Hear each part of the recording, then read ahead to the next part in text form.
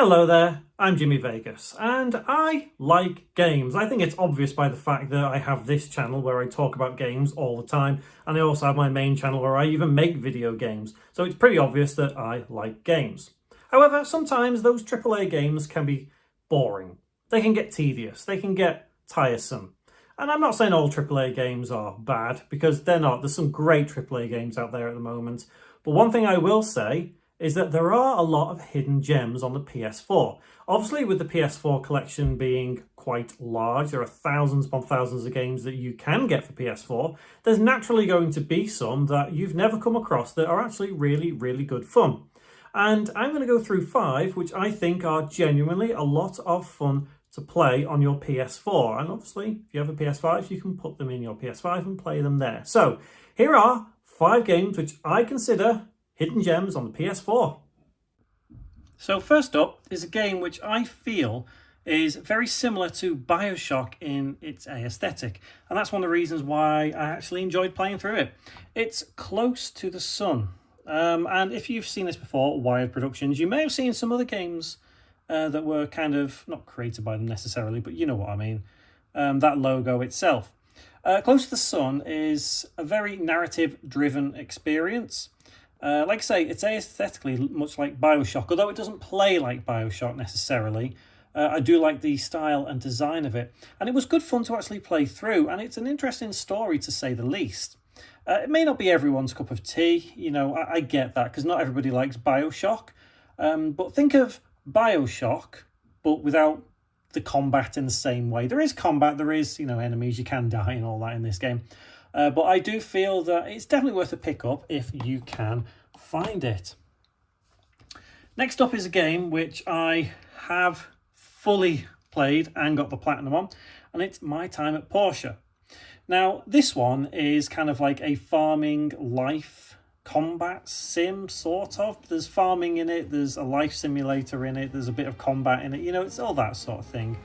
The story isn't the best story in the world, but I absolutely adored the town of Porsche and the world that it came in and everything about it, and just being able to create things and build things and farm things and meet all the people and get married to Phyllis and whatever else, or get married to whoever you want. So I think this is kind of like, think of Stardew Valley, but not as good, and in the 3D dimension, third dimension I should say. Yes, I know I got the platinum on it. A lot of fun, like I say. It's really, really cheap to get hold of. So if you can, I would say give it a go. Trying to be a bit versatile with all the games I'm picking out here. Obviously, there are some which people won't like. The next one is a kart racing game. It's called All-Star Fruit Racing. This one is very intriguing, I think. It's a kart racer, but the mechanics of it are a little bit different, and I've never come across anything like it before. As you race, you pick up different fruits, you could say, and essentially what it is a case of, you know, you can get your power-ups, charge your power-ups, and then you can zoom off ahead, or you can fire things, basically like Mario Kart. The tracks are creative, and the game itself is a lot of fun. The only thing I would say is that some of the trophies in it are a bit irritating. Like, you're just not going to get them unless you purposely leave it playing itself. Like one of the trophies, for example, is to race for 20 hours. That's absolutely insane. I'm not sure anyone will spend 20 hours racing in this game, but I do think it's one of the better kart racing game styles that I've played in recent years. That's why I will consider it a hidden gem. Next up is definitely one that's not going to be everybody's cup of tea, and I think of all of the games I'm going through in this video, it's the one people have probably most heard of, and that is Arizona Sunshine. It is a PSVR game, and I like the state of Arizona, so I kind of picked this up. I liked Arizona and I like zombies, so what was not to like about Arizona Sunshine? So it looks nice, it plays nice to an extent for a VR title. It's not a long game by any means. The story's not exactly the best, but the experience of it, I feel, is probably one of the better VR games that I have played, hence why it is in this video. And again, if you like, you know, shooting zombies or whatever, and you like VR, this has absolutely got to be a game that you need to play. And I said, I think it's probably the one out of all of these that most people are probably going to have heard of. The last one that we're going to talk about is one that you probably have not heard of, and that's Generation Zero. I kind of like this game. It was a strange one for me. When I first played it, I was a bit unsure about it. But then as I continued to play it and I got further into it and basically completed it, I thought, actually, do you know what? I really, really enjoyed that experience. It is technically a first-person shooter. Weirdly, it's PEGI 12 here in the UK. I'm not quite sure what it is. I reckon it's probably an ESRB, a T in the US. But essentially, you go around and you get to shoot machines and blow machines up, and it's fun, okay? I think it's a lot of fun for what it is. That's why I would consider it a hidden gem. Some people probably wouldn't. Maybe they're a bit put off by the fact, you know, these are the big boss things that you fight. But you know what? Generation Zero as a game is actually a lot of fun, and I do consider it a hidden gem. So of those 5 games, I think personally the one I found the most enjoyable was my time at Porsche. The reason being is because I got really, really into it, not necessarily because of the story, but because of the mechanics of the actual game itself.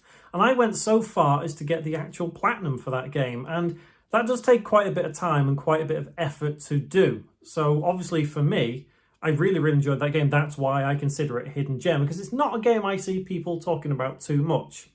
Obviously, with some of the other games, they have great aesthetics about them, and that's why I consider them hidden gems. And again, this is all because people don't talk about them. You see a lot in the gaming media these days about AAA games. You know, you only hear about Grand Theft Auto or Mario, Zelda, or, you know, something big, huge, Assassin's Creed, Resident Evil, Final Fantasy. You know, these are the games that people think of first and foremost when it comes to video games themselves. And you do have these hidden gems that are, yes, okay, look, not as good as some Mario games, or not as good as a BioShock game, or not as good as Final Fantasy. Yeah, whatever, fine. But I do still consider them much better than some of the slop that you get on the PlayStation Store or Xbox Store or Nintendo Store these days, because there is a lot of garbage out there. So trying to find hidden gems is like trying to find a needle in a haystack sometimes. So you kind of need these videos themselves to actually find some of these games. But overall, there are many, many more hidden gems that probably I haven't even come across yet. And I'm always on a hunt to try and find some. A lot of the times I'll play video games just for the sake of playing video games. If I can get one cheap, I'll give it a go. You know, if I read good reviews about it, but it's a little bit expensive, I'll give it a go. You know, as you can see, I have literally hundreds of games behind me. And in my lifetime, I've played thousands of games. You know, I'm 40. So if you extrapolate that and say, you know, I've played 1,000 games in my lifetime, and how many games is that per year? It's quite a lot, even at just 1,000, but I've played a lot more than that. Yes, there are some great hidden gems on older platforms as well, and they are unfortunately locked in the past, but I did a video about that a couple of weeks ago now. Some of those might be hidden gems. I would consider the Yakuza game I mentioned on that video to be a hidden gem. But I mean, looking at these games here, Arizona Sunshine, when I mentioned about that being a VR title, I know a lot of people don't have VR, so it's a bit different for them. If, you know, they can't really get hold of it, so it's something they've never really considered. But I would say there are a lot of hidden gems in VR if you can get into VR. I know it's hard to get into because not everybody likes it, but, you know, if you ever get the chance to give it a go, then absolutely give it a go. So are there any hidden gem games on the PS4 that you don't think I have? Let me know in the comments below. And if you've played any of those 5 that I mentioned a couple of minutes ago, please let me know as well. Let me know how you got on with them. Have you platinum them? Do you not like them? You know, it's interesting to know because I do consider those games to be really, really good, like for what they are. So I'm always curious to see the counter argument to that. Anyway, let me know what you think in the comments below, and I will see you in the next one.